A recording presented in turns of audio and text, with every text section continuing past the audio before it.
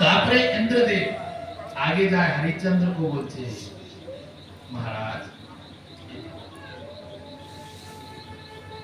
এখন তোমার জন্য স্বর্গের দরজা খোলা আছে, অর্থাৎ লোক লোকান্তর में चतुर्दिके तुम्हारी महिमा छूटतेছে। सत्यवादी राजा हरिश्चंद्र धर्म के लिए কত ত্যাগ, তাই আপনি এখন চলো স্বর্গ में চলো।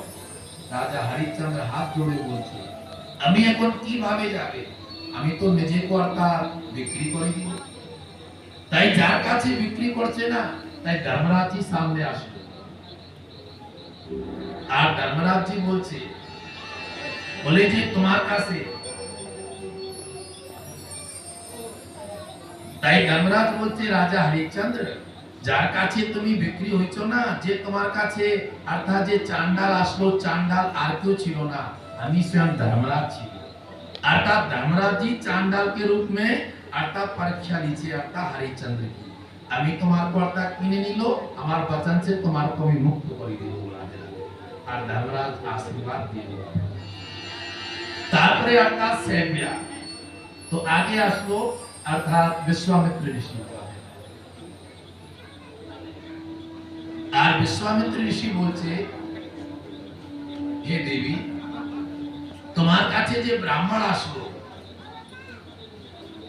যার কাছে তুমি অর্থাৎ বিক্রি হয়ে গেল, ও ব্রাহ্মণ আর কেউ ছিল না, আমি विश्वामित्र ऋषि ব্রাহ্মণ का रूप धारण করে আসছে, তোমার পরীক্ষা নিতে বলে, তাই আমি তোমার को वचन से मुक्त করে দেব। এইসব যা কিছু ছিল না পরীক্ষা ছিল। তারপরে এখন ইন্দ্রদেব আগে আয় বলছে, এখন তো আপনি চলো। বলে না, আমি এখন স্বর্গে আমার ইচ্ছা নাই, আমি প্রজার সাথে আমি আনন্দ করবে আর সত্য ধর্ম के लिए আমি আর থাকবে। এই কথা যখন বলছে হরিশ্চন্দ্র, সাথে সাথে ভগবান নারায়ণ আগে আসে। নারায়ণ ভগবান কি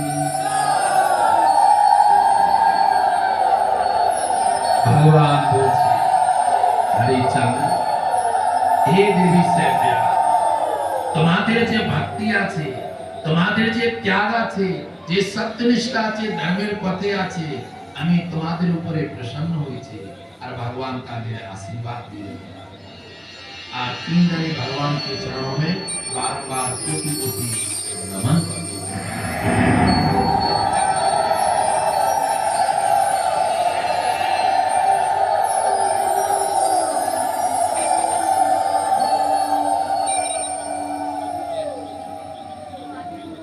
দেখেন রাজা হরিশ্চন্দ্র সেব্যা তার পুত্র সত্যের পথে ছিল, ধর্মের পথে ছিল, তাই আমরা জানতে পারলো যখন আমরা ধর্মের পথে চলবে তোমাদের পরীক্ষা হবে।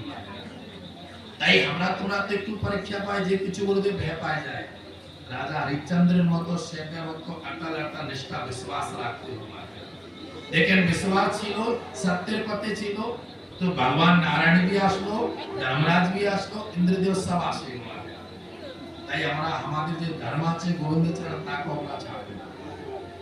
আর এত সুন্দর সবাই লীলা করছে, তাদের জন্য জোরসে সুন্দর তালি।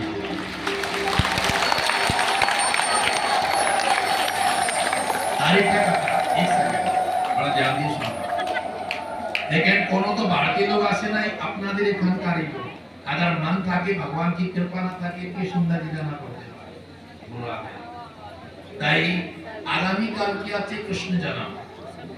দেখেন আপনি সবাই অনেক জায়গায় আপনার জন্মদিন পালন করতে যান, পিসির বাড়িতে, মামার বাড়িতে নিজের জন্মদিন পালন করো, খুব ভালো করতে भी কিন্তু এই ভাগবতের মাধ্যমে বৃন্দাবন से আগত গোপাল কি তার জন্মদিন আছে, তাই আমরা তোমরা সবাই মিলে ধুমধাম से তার জন্মদিন পালন করবে। জন্মদিনে যখন আমরা যেখানে যাই কিছু দিয়ে যায় না, তাই এখানেও কাল কি তোমরা যে লাড্ডু আর যে কি থাকে, যে প্রসাদ, যে অনেক কিছু থাকে তো নিয়ে আসবা, আর এখানে সবাইকে দিয়া যাবে। তো কালকে আমরা যে ভাগবতের মাধ্যমে কার জন্মদিন পালন করবে, বল গোপাল কি এই আজকে কথা আমাদের এখানে বিশ্রাম। আর আমি কালকাতা को प्रार्थना করবে, আপনি যে প্রসাদ দিবেন না একটু লম্বা করে দিবেন, অনেক অনেক গ্যাদারিং হয়ে যায়, দুই দিকে লাইন লাগাই দিবেন।